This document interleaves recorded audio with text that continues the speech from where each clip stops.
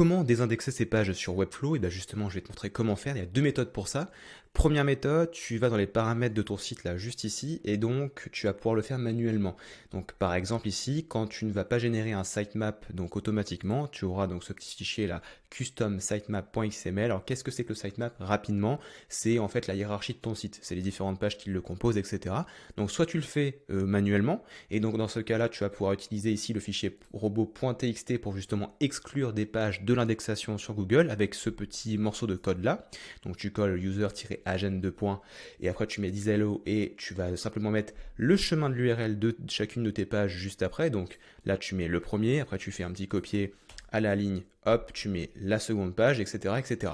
Une fois que tu as fait ça, tu fais sauvegarder et là donc tu l'as fait manuellement. L'autre méthode maintenant, c'est de le faire directement avec les nouvelles options que Webflow met à disposition, c'est-à-dire par exemple si tu as fait un sitemap autogénéré dans Webflow, donc tu t'occupes pas donc de ça, tu peux retirer le robot.txt et tu vois le champ custom sitemap il a disparu, et bien en fait tu vas simplement te rendre au niveau de ton designer, donc dans ton site, et là bah, tu vas pouvoir exclure des pages à la main. Donc en fait où est-ce que tu vas trouver ça? C'est dans chacune de tes pages juste ici, tu vas pouvoir par exemple prendre ici, là on va prendre comme exemple les CGV ici, et tu vas pouvoir, comme ça, regarde ici, jouer avec le petit toggle qui est donc sitemap indexing. Donc tu peux choisir de soit laisser indexer, soit retirer l'indexation. Donc par exemple ici pour les politiques de confidentialité, c'est pareil, on peut retirer, donc on sauvegarde bien, on retire, on sauvegarde, on publie, et une fois que c'est publié, et bien voilà, du coup tes pages sont bien désindexées.